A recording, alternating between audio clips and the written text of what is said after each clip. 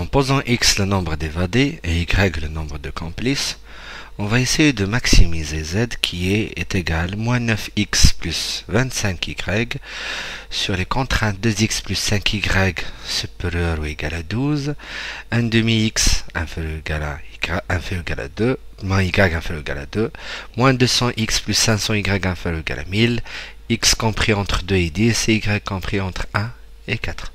On n'ajoute pas les x positifs et les y positifs parce que du fait que x est supérieur à 2, il est supérieur à 0. Et du fait que y est supérieur à 1, il est aussi supérieur à 0. Donc premièrement, on va essayer de visualiser l'ensemble réalisable. Pour ce faire, considérons la première contrainte qui est 2x plus 5y. Et on va faire ici égal à la place de supérieur ou égal à 12. De telle manière à avoir la droite que nous avons là, donc la frontière de la contrainte. Nous allons colorer cette première droite, donc en bleu, si vous voulez. Avant d'aller plus loin, on va faire x est égal à 0 pour pouvoir l'utiliser et y égal à 0 pour pouvoir l'utiliser. Donc on a besoin de ces deux points. Donc ces deux points, c'est les intersections de la droite avec x, la droite avec y. Alors nous maintenant on va essayer de visualiser l'ensemble réalisable de cette première contrainte.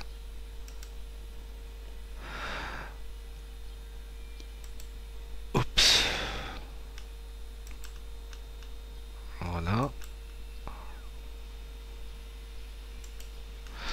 Comme ça, c'est l'ensemble réalisable de la première contrainte parce que le 0, 0 ne vérifie pas cette contrainte-là. Donc, on est obligé de prendre tout ce qui est de ce côté. Mais puisque x est positif et y est positif, donc c'est ce côté-là. Il n'y a pas de problème. Deuxième contrainte, 0.5x moins y égale à 2. Donc maintenant, on va colorer. Tout le temps on fait la même démarche, colorer, faire comme ça, et voir le 0, 0, il vérifie la deuxième contrainte, parce que ça donne 0 inférieur ou égal à 2. Donc c'est de ce côté. Ce qui reste à voir, c'est cette intersection. Pour la faire, on va utiliser le bouton intersection entre cette droite et la droite de départ. Ça donne le point F. Ce point-là trouvé, on va donner maintenant l'intersection de ces deux contraintes qu'on a déjà fait.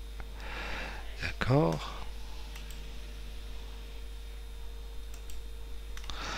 Et on va le colorer bien sûr, mais on va le colorer de la couleur précédente. Pour que ça soit vraiment visible, il faut enlever le polygone 1 de telle manière à avoir juste l'intersection de ces deux contraintes.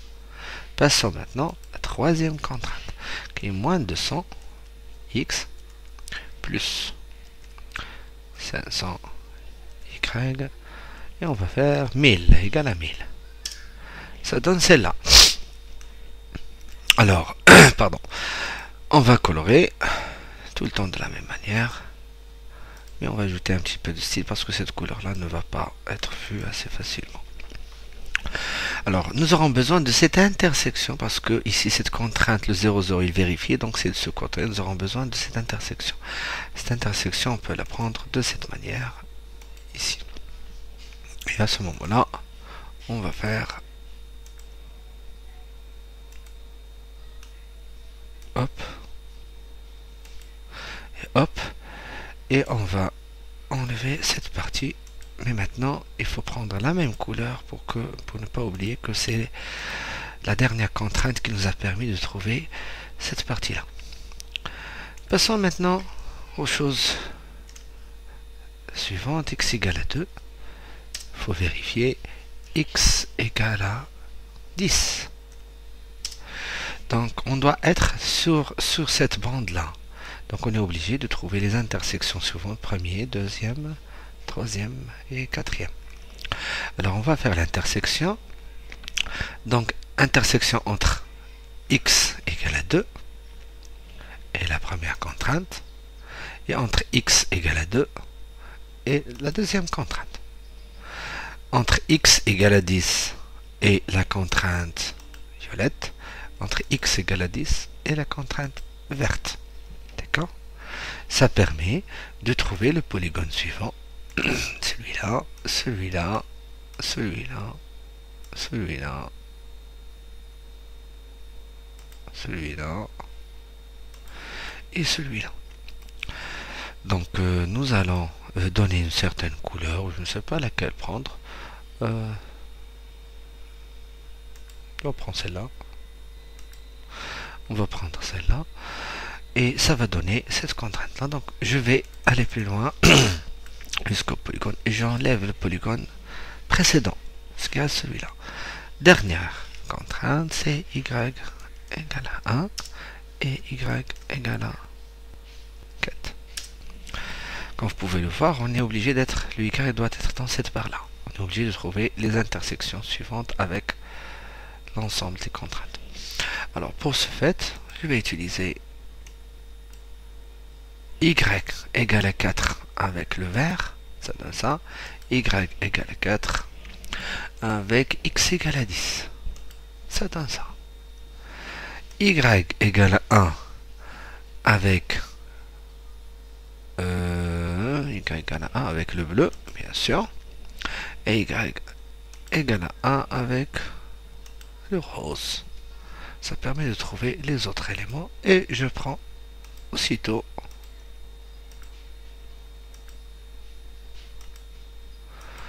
le polygone qui m'intéresse.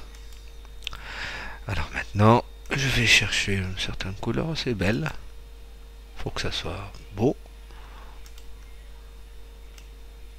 Faut que ça soit visible. Et maintenant je l'ai.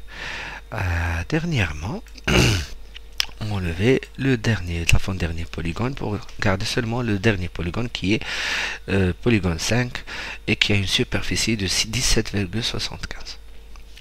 Alors pour que ça soit vraiment clair, il vaut mieux enlever tout. Enlever tout. Les autres, ça m'intéresse plus. Parce que ce qui m'intéressait c'était le polygone. J'enlève comme ça, c'est plus clair. Il faut enlever le A, c'est pas intéressant. Non. Enlever le A, enlever le H, c'est pas intéressant. Enlever le F, c'est pas intéressant. Enlever le B. Le B, c'est pas intéressant. Enlever le I. Enlever le G. C'est où le G? Il est là.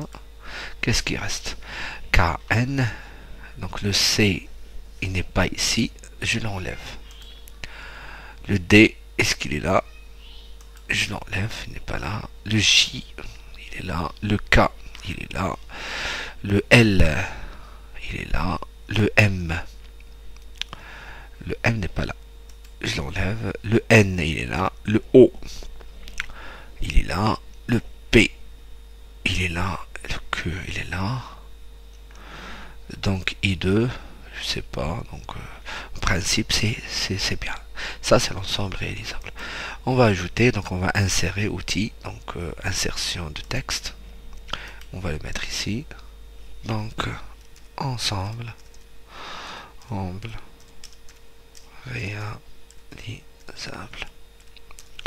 Ensemble réalisable, je vais mettre OK.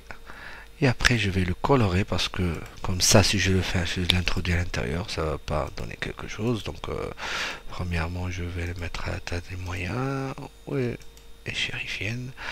Donc, puisque la couleur que j'ai ici, c'est une couleur C. Donc, je pense que cette couleur va être vue. Comme ça, c'est plus clair. L'ensemble réalisable vient d'être terminé. Il suffit maintenant de faire la fonction objective. Alors pour la fonction objective, on va utiliser un curseur. Le curseur, on va appeler les Z parce que on est là. Et on va mettre ici moins 9x plus 25y égale à Z. Ça donne ça. Le Z qu'on cherche, si on va de ce côté, on va minimiser. Si on va de ce côté, on va maximiser. Donc, nous, on cherche à maximiser. Donc, on doit augmenter la valeur de Z. la valeur minimale de z n'est pas intéressante, donc nous on va prendre du 0 à 50, juste pour voir qu'est-ce que ça donne. Est-ce qu'on va sortir ou non? On va pas encore sortir. Il faut mieux ajouter quelque chose, donc 55. Fermé.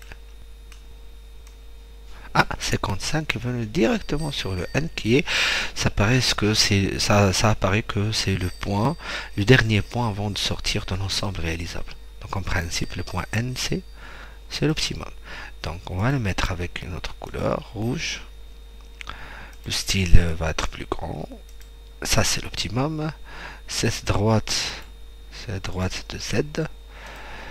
Donc aussi en rouge. On va le mettre comme ça.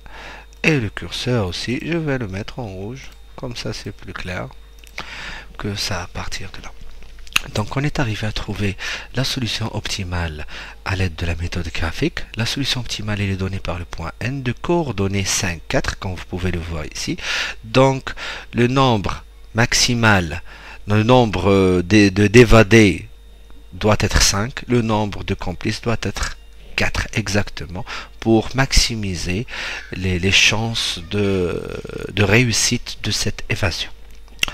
Donc ici, et Z maximal, c'est exactement 55. Je vous remercie.